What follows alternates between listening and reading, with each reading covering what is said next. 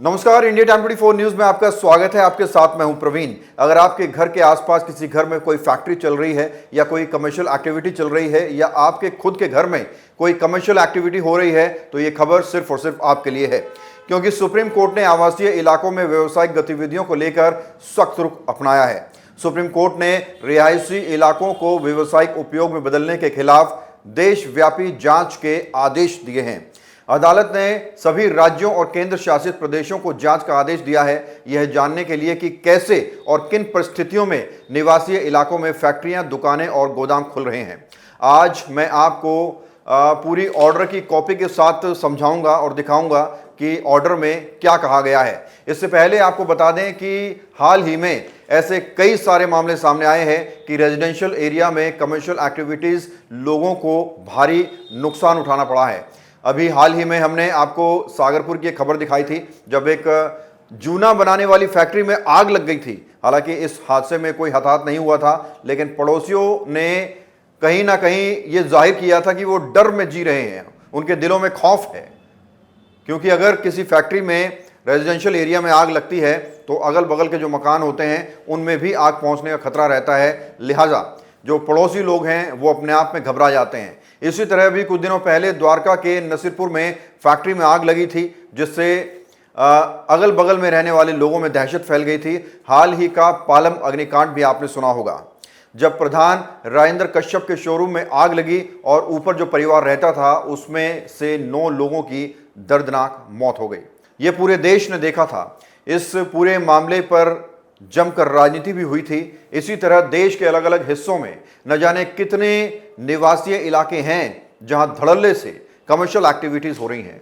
चंद लोग अपने फायदे के लिए पड़ोसियों की जान जोखिम में डाल देते हैं, पूरे इलाके की जान जोखिम में डाल देते हैं। यही वजह है कि हो सकता है कि देश की सर्वोच्च अदालत ने पूरे देश में इसी जांच के आदेश दिए हैं। सभी राज्यों और केंद्र शासित प्रदेशों की अथॉरिटीज को अब अपने अपने क्षेत्रों में एक सर्वे करना होगा और पता लगाना होगा कि कहां कहां रेजिडेंशियल कॉलोनीज में अवैध फैक्ट्रियां चल रही हैं, और अगर उन्हें स्थानीय इलाके में कोई अवैध कमर्शियल एक्टिविटी मिलती है या कोई फैक्ट्री मिलती है तो उसे 48 घंटे के अंदर सील करना होगा। अब मैं आपको इस ऑर्डर की कॉपी से पढ़कर बताता हूं कि ऑर्डर में क्या कुछ कहा गया है। तो देखिए, ऑर्डर में कहा गया है, compliance of direction of honourable supreme court regarding identification of misuse of residential premises for non residential purpose in order to ensure compliance of direction contained in para 9 and 10 of the said order, all zonal deputy commissioner are hereby directed to undertake a comprehensive and time bound exercise to identify area demarcated exclusively for residential use but being misused for non-residential purpose.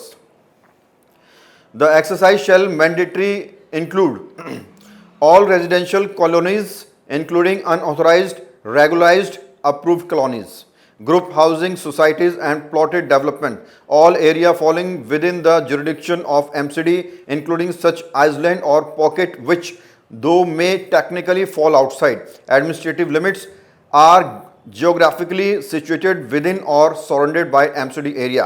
In this regard, you are directed to conduct a detailed field In this regard, you are directed to conduct a detailed field survey and verification within your respective zones. Prepare a comprehensive and zone-wise list all of such cases where residential premises are being misused for non-residential purposes. Ensure that the data collected is accurate, verified and supported with necessary records, as the same shall form the basis of an affidavit to be filed before the Honorable Supreme Court. Fix responsibility at appropriate level for any omission or incorrect reporting. The compelled report must reach to additional commissioner within 7 days positively to enable consolidation and filing of affidavit which is to be personally affirmed by undersigned.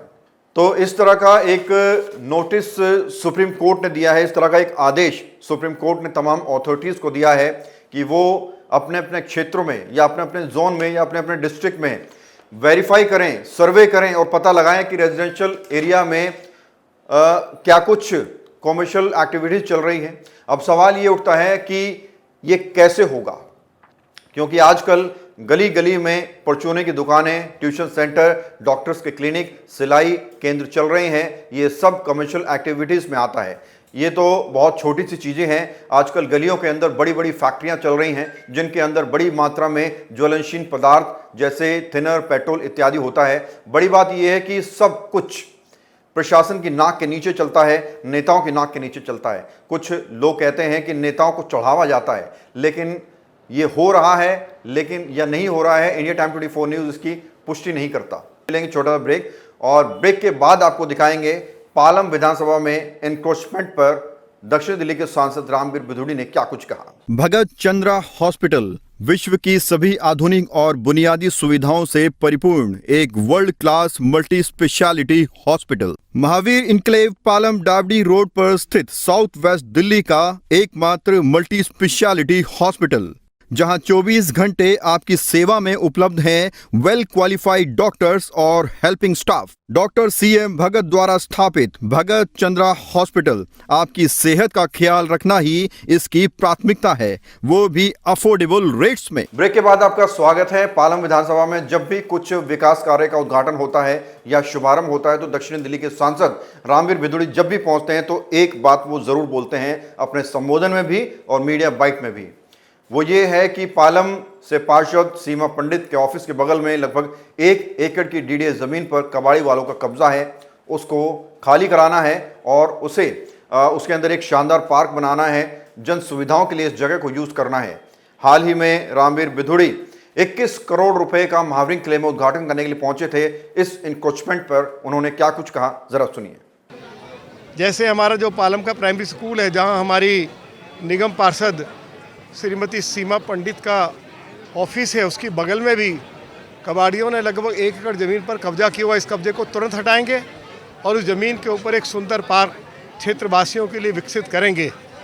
मैं आज ये ज़रूर कहना चाहता हूँ कि हम सभी का ये प्रयास है कि मुख्यमंत्री श्रीमती रेखा गुप्ता जी और श्री परवेश साहिब सिंह जी के सहयोग से हमारे क्षेत्र के विधायक श्री कुलदीप सोलंकी जी ज़रूर पालम विधानसभा क्षेत्र को अन्य विधानसभा क्षेत्रों की तुलना में और अच्छा विकास का कार्य कर पाएंगे, ऐसा मेरा मानना है।